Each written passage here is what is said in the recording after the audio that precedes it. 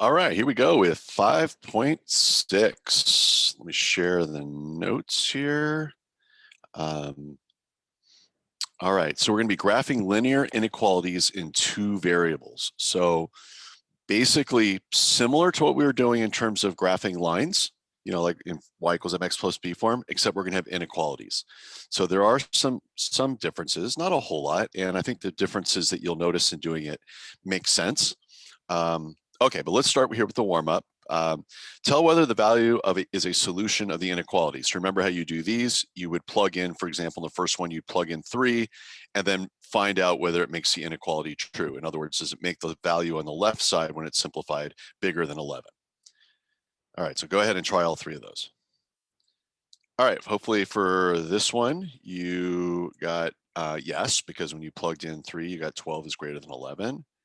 On this one, hopefully you also got yes, because 16, remember, it's greater than or equal to 16. Just has to be one or the other, and it's equal. So that would be yes. And here it is also yes, because when you plug in 6, negative 42 is less than 9. Okay. All right, now solve the literal in equation for x. So just a little review here. Remember, we're trying to get x by itself. Well, this one, pretty simple. We have like terms on the right side, so we can just combine those. We're trying to get 1x, not negative 6x. So what do we have to do? Divide by negative 6, and there's your answer. Okay, this one, your hint, if you didn't figure it out, is to factor out an x, undistribute an x, remember that? So that would look like that. Remember, you can always check by multiplying back. X times 1 gets me back to x. X times negative 7z gets me to negative 7xz. And then now this whole blob inside the parentheses is being multiplied with the x. So I can divide both sides by 1.7z, and I get a over 1.7, 1 minus 7z is equal to x. Okay. All right. Your learning target, I will know how to graph a linear equality in 2 variables. Okay. So let's work together on this. I will be your partner as usual, or you can have someone else be your partner if you like, but whatever. Write an equation represented by the dashed line. Okay, well, that's pretty easy to do. Here's our dashed line. Let's see, looks like we have a y-intercept of -3 and a slope, let's see, it looks like it goes through each of these points. So it looks like it's a slope of 1, right? Up 1 to the right 1, up 1 to the right 1, yep. So our equation would be y equals x minus 3. Okay, B, the solutions of the inequality are represented by the shaded region. In words, describe the solutions of the inequality. Okay, so the shaded region's the light blue here. What would you say? Think about what you would describe that as. Well, it looks like it's kind of below the dashed line, right? It looks like it's kind of down or like less than maybe. Let's see, it looks like I could pick any point that's in here and plug that in for x and for y, and it would make the x minus 3 side smaller, right? Let's pick a point. Let's pick 4, -1. That's right there. I'll put my cursor right there. So if I plug in 4 for x, 4 minus 3, and then -1, so I'd have -1, and then I'd have to have is less than 1, right? So yeah, that makes sense. Okay. And so what would our inequality be? Yeah, y is less than x minus 3, because points in the shaded region like 4, 0 need a less than to make the inequality true. So if we would I use 4, 1, but if we went to 4, 0 here, that means we'd have a 0 for y, right, equals 4 minus 3, because I'd plug 4 in for x, and that's 1. So 0, how does 0 compare to 1? We'd have to have a less than. And why do you think it's a dashed line? Because we're not including points on the line. If it was solid, we are including those points. That would be a less than or equal to. All right, cool. So, all right, well, you can go to Desmos and do this if you like. Y is greater than or equal to 1/4 x minus 3. Or I kind of have it here for you, so you can look at it here. But if you enter the equation in, you just get a line. There won't be anything filled in, right?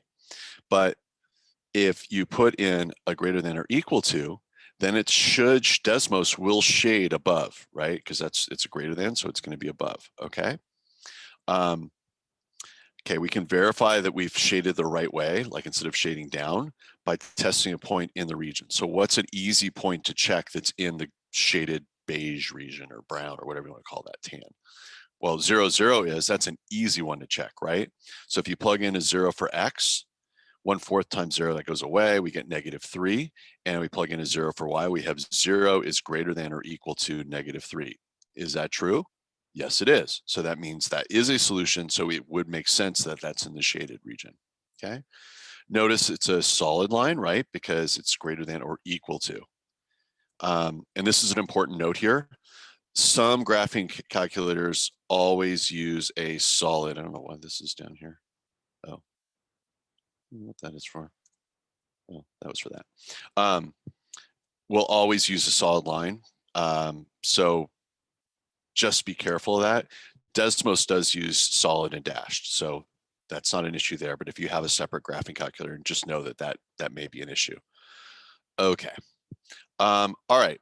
So a solution of a linear inequality in two variables is an ordered pair that makes the inequality true, right? And the graph of a linear inequality in two variables shows all the solutions of the inequality in a coordinate plane. So that's why we have to shade, right? It's not just the points on the line, it's shaded up or shaded down or left or right, depending on what the situation is. Okay, but here, all we need to do is figure out whether the ordered pair that you're given, in this case, -1, 9, is a solution of the inequality. Okay, so again, all you have to do is plug in and see if it makes it true or not. Pretty simple. So on this one, we plug in -1 in for x, a 9 for y, simplify that, and we have 7 is less than -3. Is that true? No, that is not true. So that is not a solution to it, okay? All right, try B, C, and D. Go ahead and pause and then try it. Okay, well, hopefully when you plugged in, you got 8 is greater than or equal to 8, which is true. Because remember, it has to be just one or the other, and it is equal to it. On C, when we plugged in, you ended up getting -20 plus 2, which is -18. Is that less than or equal to -1? It sure is. And on D, when you plugged in, you should have gotten 11 is less than 15. Is that true? Yes, it is. Okay. All right, so again, to see whether something is a solution, whether it should be like in the shaded part, you just plug it in. If it works, it makes it true, then it should be shaded. Okay, so here's basically the steps. We've kind of gone through it. You're going to graph the boundary line for the inequality, okay? Use a dashed line for less than or greater than. Use a solid line for less than or equal to or greater than equal to. And remember, when you graph that line, it's the same process that we've done since what, chapter 3, chapter 4? Chapter 3, I think. So same thing, you can use slope intercept, you can use intercept method, you can just use a t-table if you wanted to, doesn't matter. But just remember, it's got to be dashed if it's less than or greater than, but solid if it's less than or equal to or greater than or equal to. Okay, then test a point that is not on the boundary line. If it is a solution, then you want to shade the side that includes that point. If it's not, then you shade the other way, okay? That's exactly what step 3 says, okay? When the test point is a solution, shade the half plane that contains the point. When the test point is not a solution, shade the half plane that does not contain the point. And when you're shading, this might be a situation where you want to use like colored pencils and shade lightly. And then usually like if you use like a red and then you use like a blue or something like that, then you can see like where the red and the blue overlap. Pretty simple to see it. So that would be a good suggestion. Or some people like to just shade even with a pencil, just make it gray. But when they kind of double shade, and you'll see what I'm talking about in a minute, it makes it darker. So, all right. All right. And you'll see when we're talking about double shade when we get to 5.7. Here, we're not gonna have to worry about that. Okay, so let's graph the linear equality in two variables. Use a graphing calculator to check your graph. Okay, so we're going to do it, and then you can check on Desmos. So I want you to go and graph y is greater than x plus 5. Should that be dashed or solid line? I hope you said dash because it's a greater than, right? And then think about which way you would want to shade. Use a test point. Again, 0, 0 is a real easy one to use. Okay, so hopefully you ended up having something that looked like this.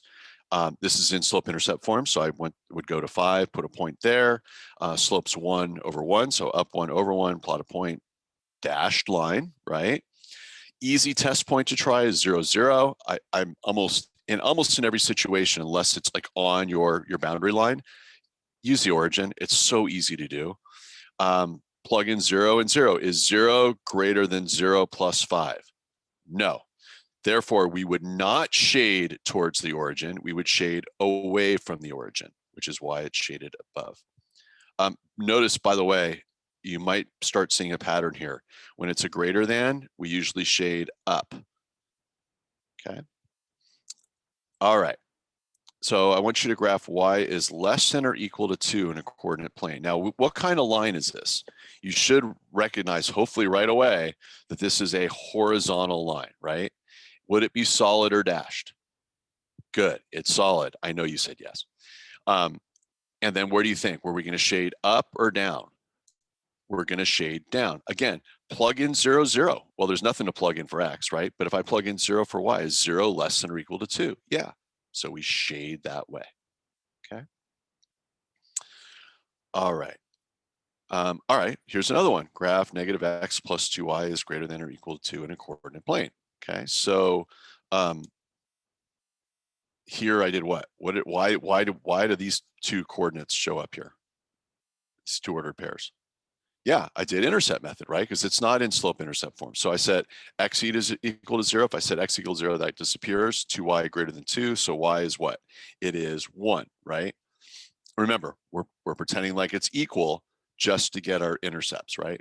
Okay, if I set y equal to 0, then x itself has got to be negative 2, because the opposite of negative 2 would make it 2, and that would equal to 2, okay? Or if you are more comfortable, go ahead and put it in slope-intercept form.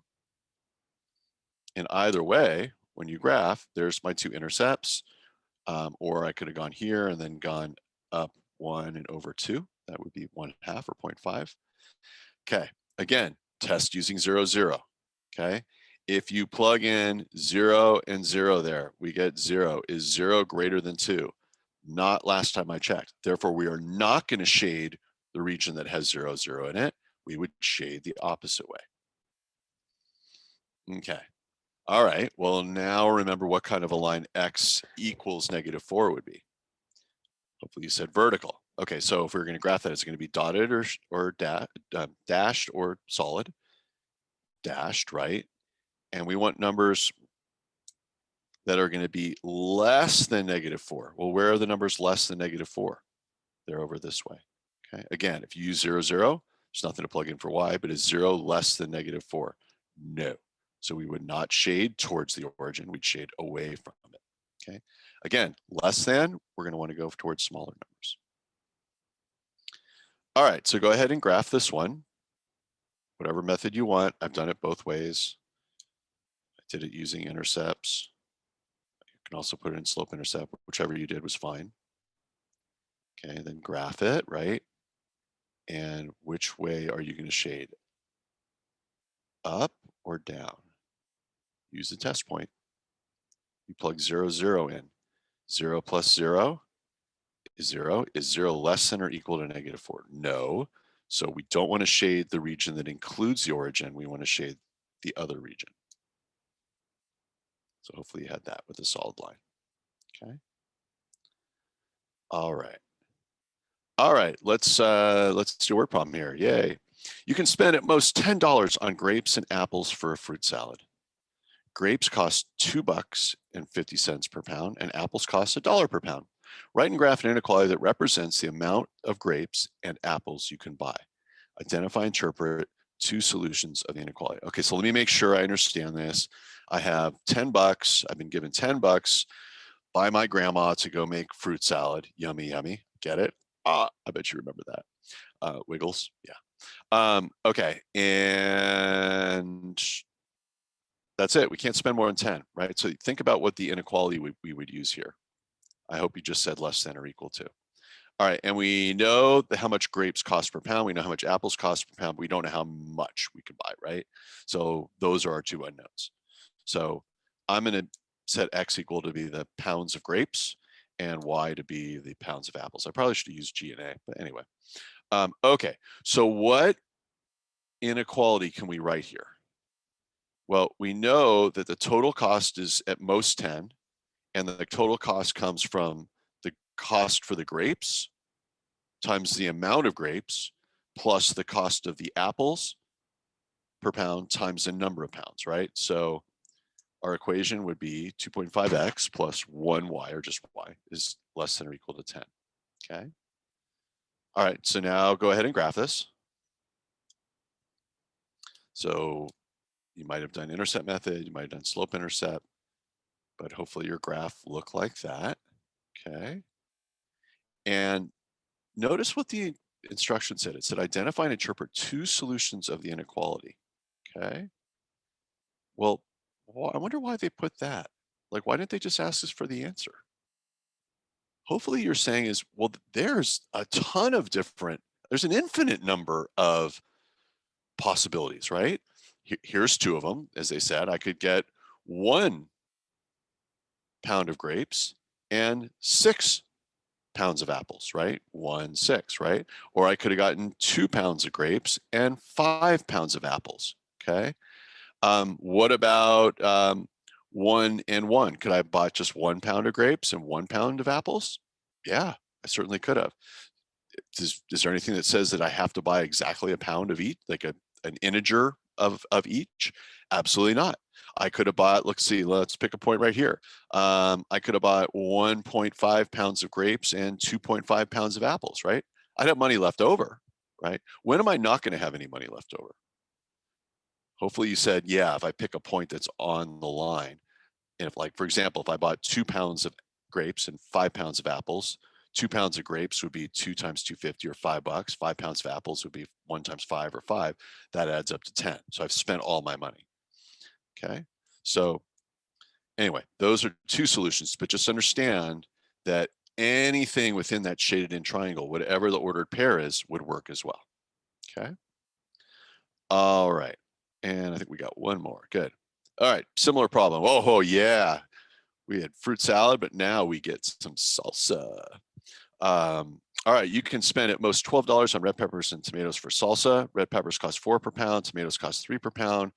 All right, so write and graph an inequality that represents the amount of red peppers and tomatoes you can buy. Identify and interpret two solutions to the inequality. So same basic problem. So I want you to pause the video, try this entire word problem by yourself. You can do this. If you need help, just flip back to this one and go for it. All right, here we go. So I said X for red peppers, Y for tomatoes. So obviously this would be what my inequality would be. I'm going to graph it. I could use intercepts, or I could put it into slope intercept form. Is it going to be a solid or dashed line? It's going to be solid. I'm not going to leave the first quadrant, right? I'm not going to have a negative number of, red peppers or tomatoes. It's a real life situation. And so think of what two possible solutions are. Let's see which ones I picked here. I did 3 pounds of tomatoes, which would be here, and 0.5, which would be right there, of peppers. Yeah, that's within the shaded area. Let's see, 2 pounds of tomatoes and a pound of peppers right there. Yeah. What about, could I have done this point here, which is what, 1.5 red peppers and 2 tomatoes? Yep, I would have spent all my money, but I could have done that. Okay. So anyway, very important that you be able to interpret these graphs and be able to graph them. Again, I hope you understand why you don't leave the first quadrant here. Anyway, that is it for 5.6. One more section to go. Again, if you're confused at all or you want practice, come to contact time. I'm here. I love helping each and every one of you. So hopefully I will see you then. All right, that's it.